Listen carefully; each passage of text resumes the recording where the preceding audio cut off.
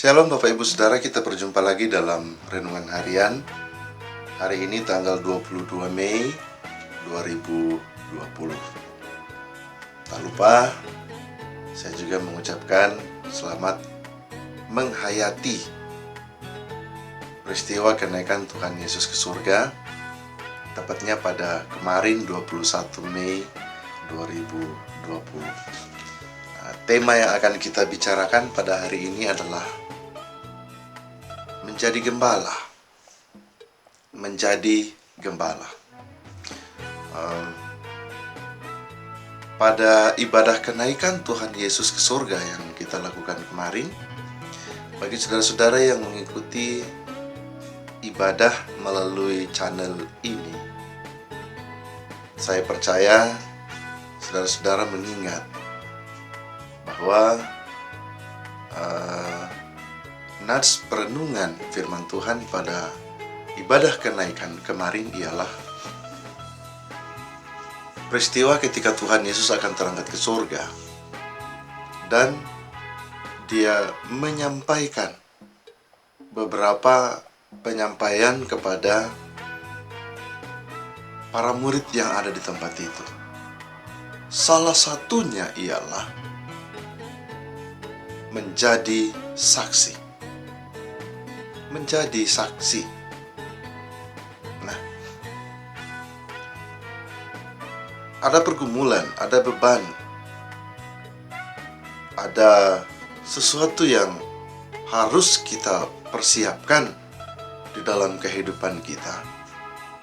Ketika kita akan menjadi saksi di dalam hidup kita ini. Itu yang kita mau lihat pada hari ini, sehingga kita semua dapat menjadi saksi-saksi Kristus di tengah-tengah dunia ini. Mari Bapak Ibu Saudara, kita membuka dan memperhatikan kitab Injil Yohanes pasal 21.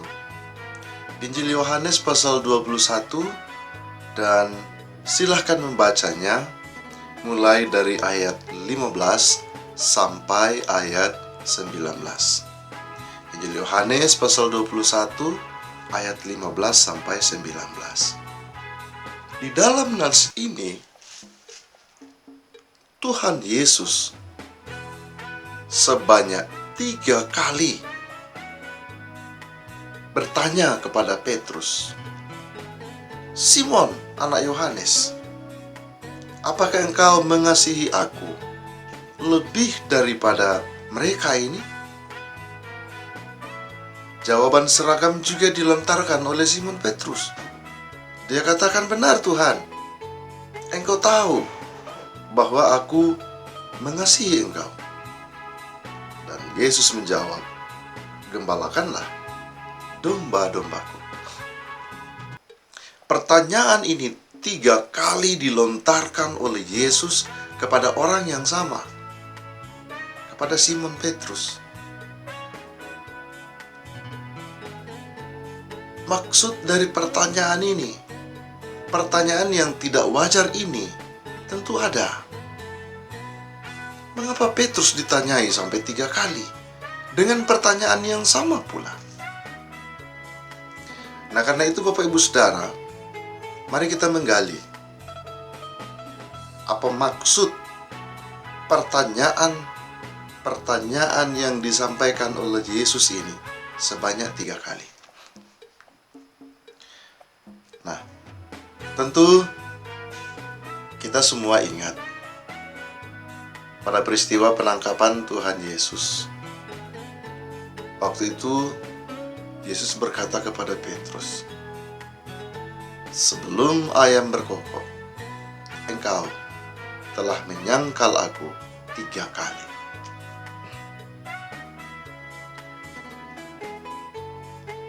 Pertanyaan ini ada kaitan dengan peristiwa itu, saudara-saudara. Ketegasan diinginkan oleh Yesus. Untuk apakah orang itu benar-benar mau menjadi saksinya, mau menjadi pengikutnya. Setelah peristiwa penangkapan itu yang membuat seseorang atau seorang Petrus perlu dipertanyakan panggilan pribadinya untuk melayani Tuhan. Nah, karena itu, ketika Yesus bertanya untuk pertama kalinya, sesungguhnya Yesus ingin tahu komitmen Petrus untuk menjadi saksi setelah peristiwa penyangkalan itu. Lalu, ketika Yesus bertanya untuk kedua kalinya kepada Petrus, maksudnya ialah, apakah di dalam menjawab panggilan Tuhan nantinya, Petrus tidak akan mengulangi kesalahan yang sama, yaitu menyangkal Tuhan. Dan Simon Petrus juga memberi jawaban yang sama. Benar Tuhan, aku mengasihi engkau. Lalu yang kedua kalinya Yesus katakan, gembalakanlah domba-domba. Sehingga semangat Simon Petrus tidak akan pernah luntur lagi.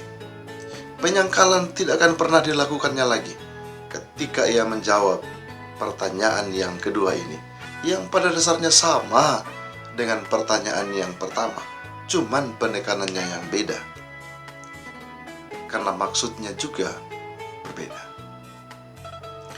Dan untuk pertanyaan yang ketiga kalinya,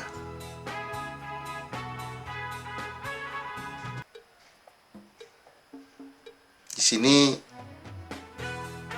jawaban Petrus penekanannya berbeda dengan jawaban pertama dan kedua. Apakah engkau mengasihi aku? Dan ia berkata kepadanya, Tuhan, engkau tahu segala sesuatu. Engkau tahu bahwa aku mengasihi engkau. Maksud dari pertanyaan Yesus yang ketiga kalinya ini kepada Simon Petrus adalah, apakah Simon Petrus ini berjanji dengan sepenuh hati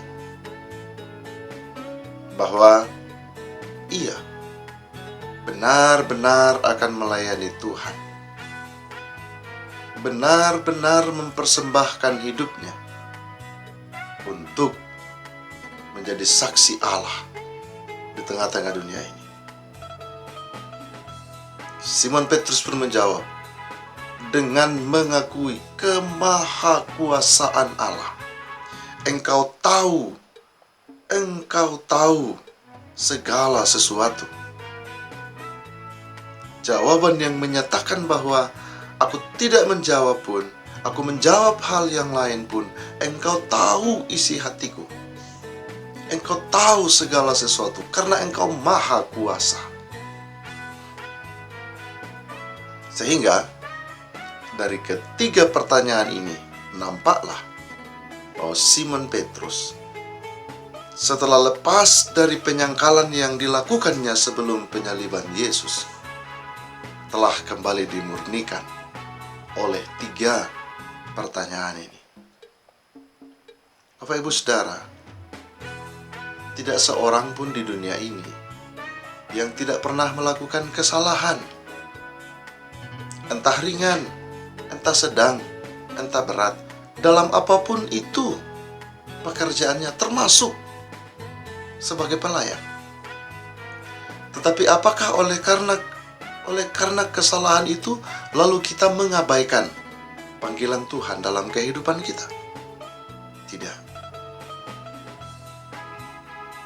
Kesalahan dapat diperbaiki, dan Tuhan selalu membuka tangannya lebar-lebar bagi siapa saja yang telah melakukan kesalahan.